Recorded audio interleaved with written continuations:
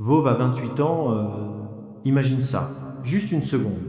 Une femme jeune, radieuse, encore pleine de rêves, qui sente la mer et les matins lents, assise en silence au milieu de sa maison soudain trop grande. Ses larmes coulent sans bruit, ses mains tremblent, et le monde entier semble s'être arrêté sur une seule vérité brutale. L'homme qu'elle aimait plus que sa propre vie, celui avec qui elle voulait vieillir jusqu'à ce que leurs cheveux deviennent neige, est parti, pour toujours. Ce n'est pas une scène de film, c'est pas une histoire inventée pour te faire pleurer. C'est réel. C'est maintenant. Et ça fait mal rien que d'y penser. Mais attends, avant que ton cœur ne se serre trop fort, écoute la suite, parce que ce qui arrive ensuite va te couper le souffle, te faire frissonner, et peut être même te redonner espoir quand tout semblait perdu. Car cette jeune veuve n'était pas censée être veuve du tout. C'est elle qui aurait dû fermer les yeux cette nuit-là.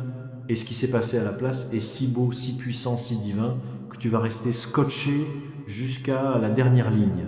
Viens encore plus près, mon enfant, mon trésor, mon cœur battant hors de moi. Viens t'asseoir là, tout au bord de mon âme, là où il n'y a plus de distance entre nous. Laisse-moi te parler si doucement que même le vent se tait pour écouter. Laisse-moi poser sur toi des mots qui ressemblent à des couvertures de laine, à des bras qui ne lâchent jamais, à des matins qui n'ont plus peur de la nuit. Je veux que tu respires lentement avec moi, une fois, deux fois, et que tu vois, que tu sentes, que tu entendes tout ce que je vais te raconter comme si tu y étais. Il y a une jeune femme, elle s'appelle Peu, être comme une fleur, comme une prière, comme un rayon de soleil oublié sur l'eau. Il y a quelques mois encore, elle marchait dans les marchés en tenant la main de l'homme qu'elle aimait, et les vieux souriaient en les regardant passer, parce qu'on reconnaît l'amour vrai. Il fait briller les yeux, même quand le ciel est gris. Elle rentrait chez elle en courant, presque, impatiente de lui raconter la moindre petite chose de sa journée. Il faisait des projets à voix basse, comme on chuchote des secrets au bon Dieu, une maison avec une véranda, des enfants qui auraient ses yeux à lui et son rire à elle, des voyages lents où l'on ne regarde que les couchers de soleil, des Noëls où l'on s'endort devant le feu en se tenant la main. Elle rangeait déjà dans un tiroir des bouts de laine pour le premier bonnet. Elle écrivait sur des petits papiers des prénoms qu'ils choisiraient ensemble. Elle plantait des graines dans des pots en disant ce sera notre jardin, tu verras. Elle était vivante. Elle était la preuve que la vie peut être douce, que le bonheur peut avoir un goût de miel et de pain chaud. Et puis un soir, tout s'est effacé. Pas avec fracas, pas avec un accident spectaculaire, non, avec une cruauté silencieuse, presque polie. Elle est là maintenant, assise par terre dans le salon, le dos contre le canapé où ils regardaient des films blottis l'un contre l'autre. Elle n'a plus la force de se lever, ses larmes ne coulent même plus. Elles sont devenues une mer intérieure qui monte et descend avec chaque battement de cœur. Elle regarde la tasse qu'il n'a pas terminée, posée sur la table basse. Elle effleure du bout des doigts l'empreinte de sa bouche sur le bord. Elle ouvre son armoire et respire ses chemises comme on respire l'oxygène quand on sort de l'eau. Elle met ses écouteurs et lance la playlist qu'il avait faite pour elle. Et chaque chanson est un poignard qui ouvre une nouvelle porte dans la douleur. Elle dort avec son pull à lui, roulé en boule, comme une enfant qui attend que le cauchemar finisse. Elle se réveille la nuit et tend la main vers la place vide, croyant encore que c'était un rêve. Et quand la réalité la rattrape, elle reste immobile, les yeux grands ouverts dans le noir, à apprendre le mot jamais dans toutes les langues du monde. Elle a 28 ans, elle n'aurait jamais dû savoir ce que signifie veuve avant d'avoir des cheveux blancs. Elle n'aurait jamais dû apprendre à vivre avec un trou à la place du cœur. Mais maintenant, écoute-moi bien, écoute avec toute ton âme, parce que voici la partie que le ciel garde précieusement pour ceux qui souffrent. C'était pas lui qui devait partir, c'était elle. La mort avait écrit son prénom à elle, sur une flèche trempée, dans le poison le plus lent, le plus discret. Ce poison avait été versé par une main qui aurait dû bénir, une main de la famille, une femme qui portait le même sang, ou presque, et qui avait laissé l'envie grandir en elle comme une mauvaise herbe qui finit par étouffer le jardin entier. Elle n'avait jamais supporté cette lumière qu'elle n'avait pas. Elle n'avait jamais supporté qu'on dise comme elle est belle, comme ils sont heureux. Elle avait souri au mariage, elle avait applaudi, elle avait offert des cadeaux, mais dans l'ombre, elle grinçait des dents. Elle avait essayé de détruire l'union avant même qu'elle commence. Des mots glissés comme des couteaux, des rumeurs semées comme des graines de discorde. Mais l'amour avait gagné. Le mariage avait eu lieu. La jeune femme était entrée dans la famille comme un rayon de soleil dans une maison ancienne. Et c'est là que la jalousie est devenue haine. Une haine froide, patiente, méthodique. Alors elle a préparé le repas pour rendre service, elle a souri, Elle a versé le poison dans le plat qu'elle savait destiner à la jeune épouse. Elle a regardé la scène avec un cœur calme, presque soulagé.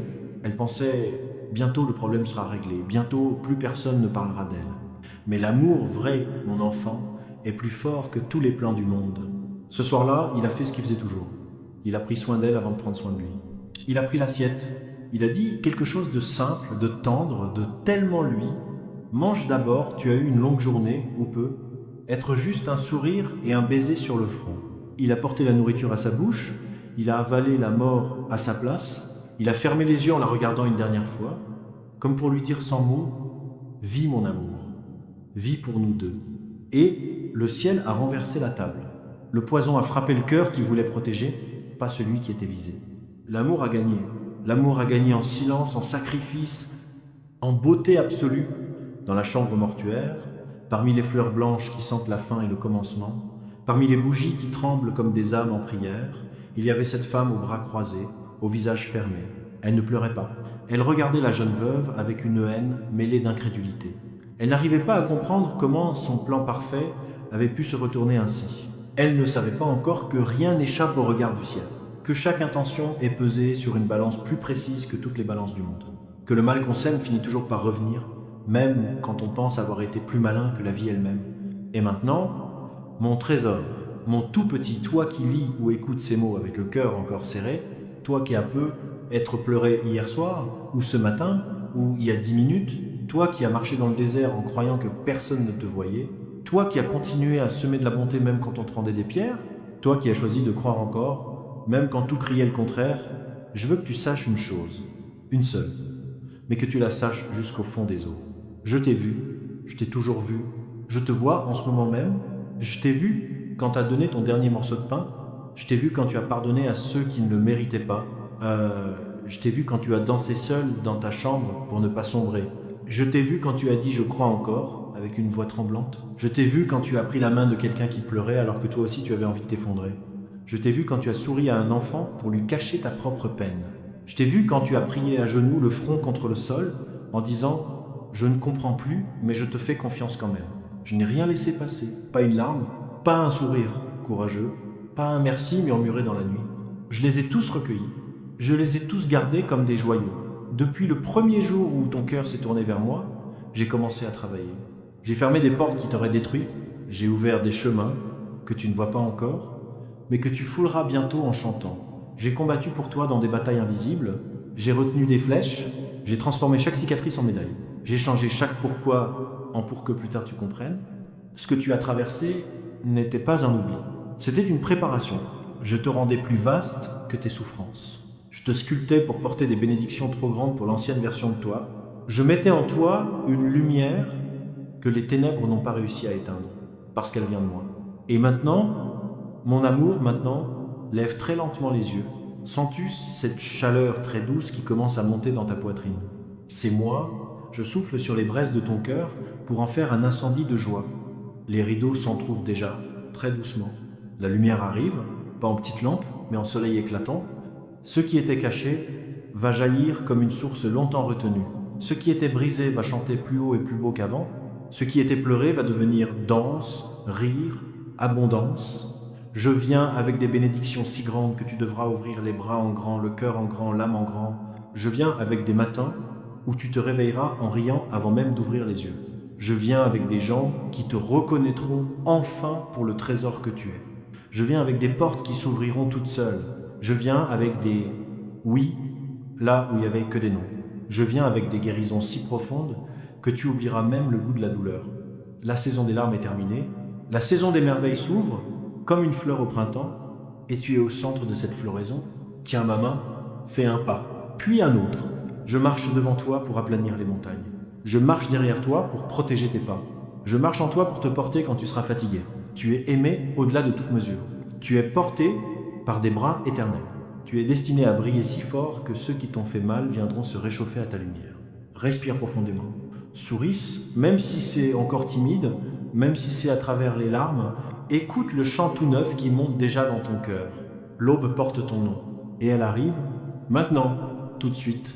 Je t'aime, je t'aime, je t'aime, et je viens, avec tout ce que tu as attendu et bien plus encore. Prépare ton cœur, il va bientôt déborder,